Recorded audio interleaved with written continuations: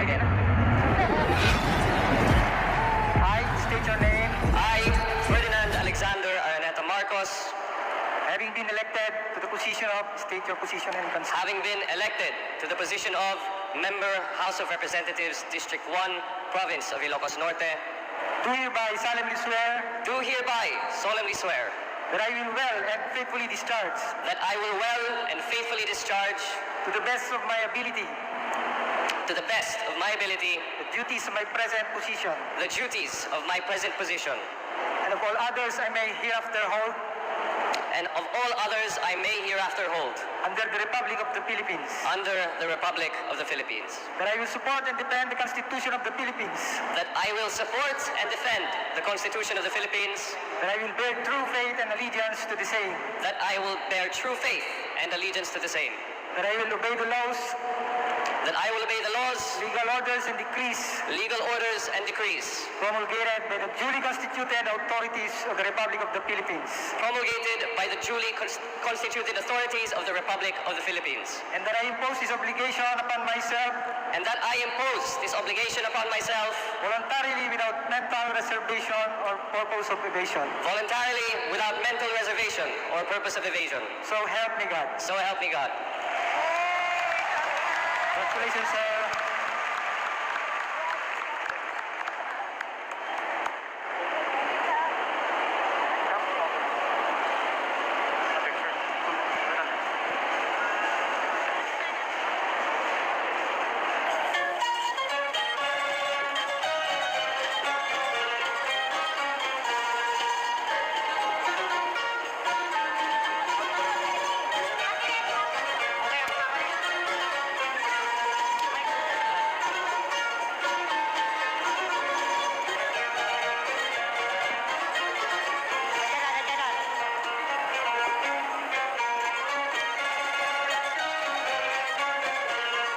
Sigurado ako pagod kayo.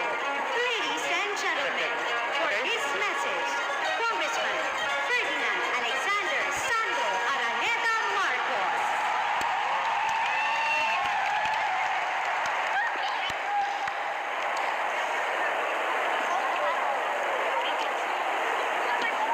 To all the distinguished, namely Senator Amy Marcos, Governor Matthew Marcos Manotoc, my seatmate, Congressman Angelo Marcos Barba, Vice Governor Cecilia Araneta Marcos, to the Sangguniang Panlalawigan of the 1st and 2nd District, City and Municipal Mayors na imbag nga malendayo amin na po. I stand before you a humble and grateful man, so I would like to start my speech with a message of thanks. Thank you first to my family, whom could not make it today due to impending certain presidential inauguration in 3 days' time. But I would like to thank them for their unwavering support, unwavering guidance, and constant push that they gave me throughout the campaign. Secondly, to my political fairy godmother, si Ma'am Senadora Amy Marcos, whom without you I probably would not be here. So I have unending thanks and gratitude to you, Ma'am. And of course, to my political kuya, Governor Matthew Marcos Manotoc, thank you, sir, for all the help you have given me, for all the guidance you have provided. And of course, to Vice Governor Cecilia Araneta Marcos, to Congressman Angelo Marcos Barba, and to all the mayors, vice mayors, barangay capitans, and certain and numerous officials who assisted me in the campaign. I will be forever indebted for that, to everything that you have done. I must admit to all of you that the night before Election Day was a night filled with no sleep, lots of stress, lots of nervousness, and certainly a lot of anxiety. Naalala to ni Gov, pero nung madaling araw na, tinawagan ko siya at sinabi ko, tama ba yung desisyon ko na tumakbo bilang diputado itiyo ng distrito? Tama ba na ito ang naging desisyon namin? Pero po, nung dumarating na ang resulta, that nervousness became one of pride and one of joy. Not only because I was able to garner 105,000 votes, but because I became the first Marcos to run in the 1st District of Ilocos Norte and emerge victorious. But me becoming congressman of the 1st District means that we must now tackle the problems that face us not only in Ilocos Norte, but in the entire country. We face an economy that is ridden with rising prices, inflation, higher gas prices due to a war which we cannot control. But despite this tall order, I promise all of you here, to all my kakailian, that as your 1st District representative, I will bring pride to Ilocos Norte within the House of Representatives.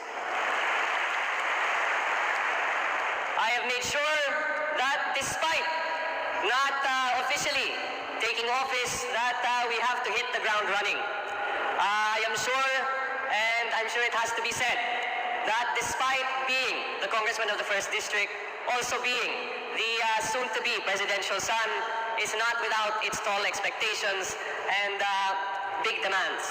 So I have met with the necessary agencies to make sure that once I assume office, that we will hit the ground running and that we have numerous projects in place. I have made sure with whatever budget is left for this year that we have programs that we can implement, namely the installation of certain infrastructure projects such as solar lights in the bypass road of Lawag City and in the most dimly lit areas of the 1st District of Ilocos Norte. Secondly, to bring back the employment that we have lost due to the pandemic, I have reinitiated, after speaking with the Department of Labor and Employment, the government internship program, which has unfortunately taken a backstage in recent time, and that is po to not only provide the short-term remedies that TUPAD would provide, but give a 6-month internship program to 18 to 30-year-old applicants to work in any agency of government in Ilocos Norte paid for by the district office.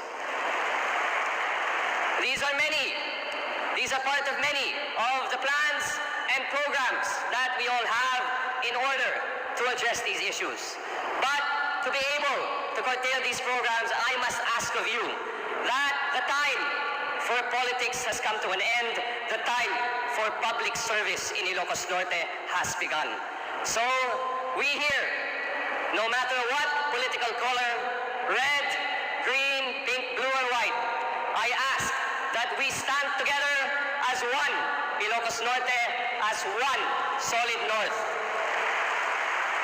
Only then can we make sure that we support the incoming administration of President-Elect Bongbong Marcos to the best of our capabilities. Alam niyo po, nung nag-usap kami ng aking tatay at sinabi ko po na naninervyos talaga ako na tumakbo sa unang distrito, sinabi niya po sa akin, alam niyo Sandro, nung nakaraan po at pumunta kami sa Hawaii, nung lahat po ng tao ay hindi na lumalapit sa akin, ang mga tao lang na tumulong sa amin ay ang mga Ilocano.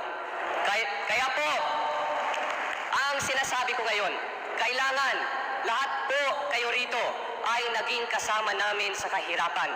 Dapat na dapat magkasama rin tayo sa tagumpay. Kaya po, I am hoping that from this day forward, we bring forth that message of unity, not just as a campaign message, not just as a campaign slogan, but that we live by it over the next 6 years of this incoming administration. But once again, I am here to say thank you and give my gratitude as the new kid on the block. And it makes me so happy to say that I am here, Congressman-Elect Ferdinand Alexander Marcos, not just ready to serve, but now at your service, Apo. Diyos unay, tiag nina, agbiag, Ilocos Norte, Apo.